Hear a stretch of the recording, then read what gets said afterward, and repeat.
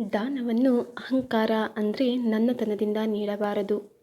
ಅಹಂಕಾರದಿಂದ ಮಾಡಿರುವ ದಾನಕ್ಕೆ ಯಾವುದೇ ಲಾಭವಿರುವುದಿಲ್ಲ. ಇದರ ಮಹತ್ವವನ್ನು ಒಂದು ಕಥೆಯಿಂದ ತಿಳಿದುಕೊಳ್ಳೋಣ. ಮಹಾಭಾರತ ಕಾಲದ ಕಥೆಯಾಗಿದೆ. ಒಬ್ಬ ಬ್ರಾಹ್ಮಣನು ಭಿಕ್ಷೆಯನ್ನು ಬೇಡಿ ತನ್ನ ಕುಟುಂಬದವರ ಹೊಟ್ಟೆಯನ್ನು ತುಂಬಿಸುತ್ತಿದ್ದನು. ಒಮ್ಮೆ ಆ ಬ್ರಾಹ್ಮಣ ಹಾಗೂ ಅವನ ಕುಟುಂಬದವರು ಊಟವನ್ನು ತಯಾರಿಸುತ್ತಿದ್ದರು. ಅದೇ ಸಮಯದಲ್ಲಿ ಒಬ್ಬ ವೃದ್ಧ ವ್ಯಕ್ತಿ ಅವರ ಮನೆಯ ಬಾಗಿಲಿಗೆ ಬಂದನು. ಅವನು ಹಸಿದಿದ್ದನು ಮತ್ತು ಅವನು ಭಿಕ್ಷೆಯಲ್ಲಿ ಏನಾದರೂ ತಿನ್ನಲು ಕೊಡುವಂತೆ ಕೇಳಿದನು. ಬ್ರಾಹ್ಮಣ ಕುಟುಂಬದವರು ತಮ್ಮ ಸಂಪೂರ್ಣ ಊಟವನ್ನು ಆ ವೃದ್ಧ ಅತಿಥಿಗೆ ಅರ್ಪಿಸಿದರು. ಆ ವೃದ್ಧ ಅತಿಥಿ ಅನ್ನವನ್ನು ಗ್ರಹಣ ಮಾಡಿ ತೃಪ್ತನಾದನು. ತದನಂತರ ಅತಿಥಿಯು ತನ್ನ ಕೈಗಳನ್ನು ತೊಳೆದನು. ಅದೇ ಸಮಯದಲ್ಲಿ ಅಲ್ಲಿಗೆ ಒಂದು ಮುಂಗುಸಿ ಬಂದಿತು ಮತ್ತು ಎಲ್ಲಿ ಆ ಅತಿಥಿಯು ಕೈ ತೊಳೆದಿದ್ದನೋ ಆ ಸ್ಥಾನದಲ್ಲಿ ಬಿದ್ದ ನೀರಿನಲ್ಲಿ ಆ ಮುಂಗುಸಿ ಹೊರಳಾಡತೊಡಗಿತು. ಮುಂಗುಸಿಯ ಅರ್ಧ ಶರೀರ ಬಂಗಾರದ ಬಣ್ಣದ್ದಾಯಿತು. ಈ ವಿಷಯವು ಅರಣ್ಯದಲ್ಲಿ ಹರಡುವ ಬೆಂಕಿಯಂತೆ ಎಲ್ಲೆಡೆಯೂ ಹಬ್ಬಿತು.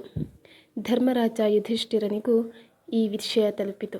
ಆಗ ಅವನ ಮನಸ್ಸಿನಲ್ಲಿ, ನಾನಂತೂ ಲಕ್ಷಾಂತರ ಜನರಿಗೆ ಪ್ರತಿದಿನ ಊಟವನ್ನು ಹಾಕುತ್ತೇನೆ. ಒಂದು ವೇಳೆ ಇಲ್ಲಿಗೆ ಬಂದು ಆ ಮುಂಗುಸಿ ಹೊರಳಾಡಿದರೆ ಅದರ ಉಳಿದರ್ಧ ಭಾಗವು ಬಂಗಾರದ ಬಣ್ಣವಾಗುವುದು ಎಂದು ವಿಚಾರ ಮಾಡಿದರು. ಯುಧಿಷ್ಠಿರನು ಒಂದು ಅನ್ನಛತ್ರವನ್ನು ಆಯೋಜಿಸಿದನು. ಅಲ್ಲಿಯೂ ಅದೇ ಮುಂಗುಸಿ ಬಂದಿತು ಮತ್ತು ಅದೇ ರೀತಿ ಮಾಡಿತು. ಆದರೆ ಅದರ ಉಳಿದರ್ಧ ಶರೀರ ಮೂಲ ಬಣ್ಣದ್ದಾಗಿಯೇ ಉಳಿಯಿತು. ಧರ್ಮರಾಜನು ಇದರ ಕಾರಣವನ್ನು ಕೇಳಿದಾಗ ಭಗವಾನ್ ಶ್ರೀಕೃಷ್ಣನು, ಹೇ ರಾಜ, ನೀನು ಎಷ್ಟು ಜನರಿಗೆ ಭೋಜನವನ್ನು ಬಡಿಸಬಲ್ಲೆ, ಅನ್ನದಾನ ಮಾಡಬಲ್ಲೆ ಎನ್ನುವ ಅಹಂಕಾರ ನಿನಗೆ ಇದೆ. ಈ ಅಹಂಕಾರದ ಕಾರಣವೇ ಈ ಮುಂಗುಸಿಯ ಶರೀರ ಬಂಗಾರದ ಬಣ್ಣಕ್ಕೆ ತಿರುಗಲಿಲ್ಲ.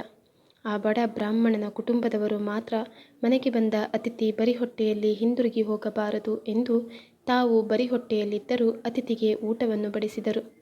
ಅದರ ಹಿಂದೆ ಯಾವುದೇ ಸ್ವಾರ್ಥ ಅಥವಾ ಅಹಂಕಾರವಿರಲಿಲ್ಲ ಎಂದು ಹೇಳಿದನು.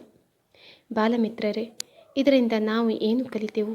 ನಾವು ಎಂದಿಗೂ ಅಹಂಕಾರ ಅಂದರೆ ಗರ್ವವನ್ನು ಮಾಡಬಾರ್ದು.